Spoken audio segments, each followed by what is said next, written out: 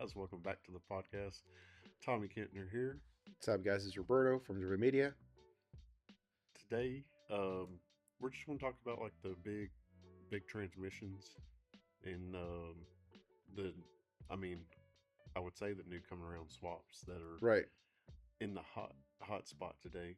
Yeah. So, Because we and a lot of people always talking about engines, but the reality is that your drivetrain is either just as important or more important than the engine, because from the gearing and from what it can do, it can completely change your car.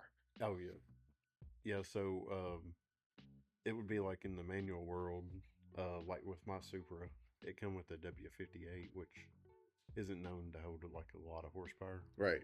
Uh, the big one in the Supra is The V160. the V160. Yeah. Yeah, like on the JC cars, there's a W58. There is the R154, which I've heard it's decent. It's like a hit and miss type situation. Um, I heard that if you build them, they actually can be really good Oh, if you kind of push the torque a little bit higher. yeah. I Um, mean, and then the next level up is the V160, which is like the one on the actual turbo Supras and on the GTRs. It's a great transmission, but you better pray to God you don't break it because it's a lot of money. yeah, the V160s are like $12,000. So So I decided to go with T56 route on right, mine, with Greenwich Racing Kit.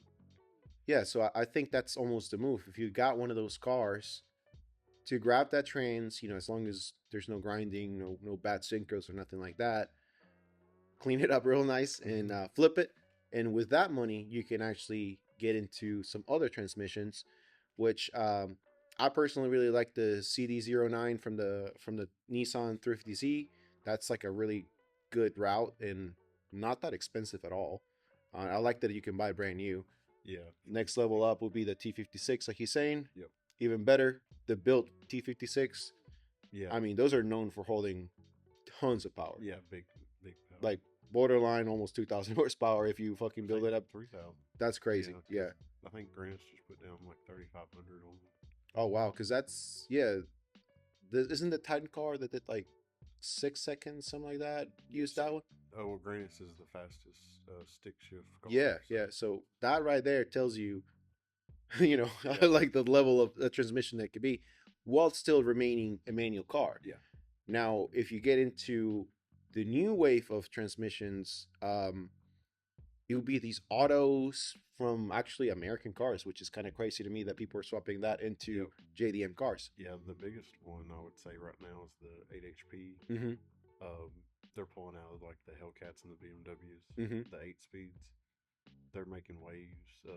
They've designed kits to put them in the Skylines and Super. and keep all the all-wheel drive stuff. So like I think that's pretty sweet. Actually, we'll be putting one in. So Nice. um, Can't wait to check that out. yeah. Yeah. And we'll be showing it on our YouTube channel. Yeah. But no, I think it's just a really cool transmission because you can add a drive-by-wire throttle. Well, it's usually for the throttle, but we can implicate that as like a clutch. Yeah. So you so could sort actually, of like a 4-man sequential, Yeah. Technically. but yeah, a sequential that you can clutch kick. Right. Right. So It was it's awesome. like, Yeah. So you can like fake clutch kick it. Mm-hmm. You can even put a shifter for like up and down, or you can do paddle shifters. I mean, the sky's the limit with it. That's so awesome. Yeah. So I think it'll be making really big moves, and they're putting them behind JZs, RBs. I mean, pretty much rotaries. Oh, really? Wow. Yeah. I think Colette did one with the NR240 with a rotary in HP. And something that I think it's cool that it's coming from a pretty dang heavy car. So once you put it on a car that weighs 1,000 pounds or less, Probably 3,000. yeah, like it's gonna do some damage. Yeah, and I think they're holding like 1,200 out of the box. That's awesome from the factory. Yeah. Yeah, So that's a beast. You got to think when they're behind a Hellcat, those cars are probably the easiest to make 1,000 wheel. Right. So if it weighs like 6,000 pounds or whatever they weigh, and makes 1,000 if your car weighs And then 3,200. yeah, and then you put it like on a 3,500 pound car. Yeah, it's That's moving. yeah, and it's gonna stay together easier. Yeah, yeah, definitely. But yeah, I think that transmission's just, I mean, it's making waves right now. There's some other routes too. There's the Mustang, The the 6R80, yeah, that one, they're doing a lot. They're putting that one in a lot of Subarus. yeah, that one actually, because I looked a little bit into it, and our friend Milan has it Yep. on his Supra, and it's really nice. And what's really awesome about it is that if you look at the gearing is like nearly identical to the V160 that comes OEM on the car, so that's a huge plus. But it from what Tommy was telling me, you don't really have as much torque control as you do with the Hellcat one. Yeah.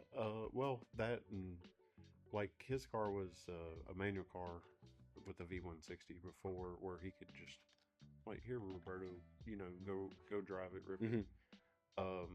And then he put that thing in, but I think where it doesn't lose boost between gear change, and it just makes it so like it's not where the average person can hop in and drive it, because you're liable to wreck it. And Yeah, I bet. Yeah, it'd be on a video clip. Yeah, yeah. Also, I will say there's a lot of things that you can do to your OEM trans, like with the CD09 and the D56. There's this company called S1, I believe, and you can do the little sequential, They setup. do it with the T56. Yeah, yeah. So that's a really nice setup if you want to still have a clutch and do that. But at the end of the day, always go back to your basics. Yeah. A good clutch, a good flywheel. If it's an auto, a decent torque converter, that kind of stuff goes a long way, even on an OEM transmission. Yeah. Yeah, and I think like that 8 HP with the older cars, I mean, it just transforms them. Yeah. Yeah. And it's going to help out with gas mileage. Oh yeah. Efficiency. And you're always in power. Like if you got 8 gears, like you're always in power. Yeah, because I mean, we're doing that Skyline. It's going to be rowdy because it's going to be a 3.2.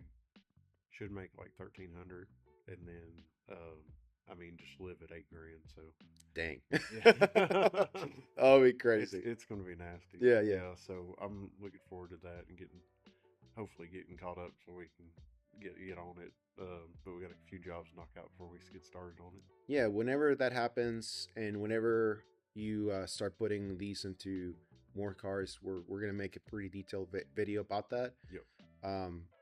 Because that's another thing, we're doing these podcasts, but there's plenty other content that we'll be creating as well. Yes. This is just sort of something for us, something for the community to kind of learn and know what's going on. Yeah. And I think it might be easier just to jump in one of these and listen, and then maybe when you get to work or whatever, drop a comment and see what you want to hear about and go from there. And well, and like I said, it's just nice just to get more information on what you're interested in and try to go from not knowing, and if you're trying to dabble into car stuff or cameras or whatever else we're talking about, yeah, drop a comment below and get in. Let's build this community. Yeah, that's the main thing. We just like we've told you in the first couple podcasts, we got a couple ideas of things we want to do, but we want to see what you guys want to learn about, what you guys read in a forum or whatever. Sometimes that's true, sometimes it's not. Yeah. And sometimes it could cost you a whole lot of money and a whole lot of extra time that you really didn't need to spend, because opposed to popular belief, a lot of OEM parts are actually really good. Yeah. And you don't have to change everything. This is not Gran Turismo or Forza where every time you change something, your car gets 10-15% better. That's not necessarily true. No. I mean, even on the Subaru builds, we use a lot of OEM stuff. Mm-hmm. Like, talking about that a little bit, you really got your auto. Yep. Then you got your WRX trans. And next up is the STI trans. The STI trans is super stout, even though people say the Subarus are really weak, which I don't really think they're that weak, to be honest, especially with the tech and everything that Yeah. we have now, it's been figured out. Yeah, I mean, in the Subaru, just the Subaru parts alone, like, I mean, you on that transmission, we've made a brutal amount of power, and I mean, just not had to really build them. No, So, no. unless, like I said, somebody misshifts or something like that. Yeah, But, and then at that point, says if you're doing that, and you might as well kind of upgrade the synchros or yeah, whatever. yeah, and that's pretty much what it went in there for. And, Right. I mean, my box on my car's got 160,000 on it. And it's not been taken lightly. And that really says something. Yeah. But anyways, this is another podcast. This time we talked about transmissions. Tell us what you want to learn next, and we'll see you in the next one. Take it easy. Peace.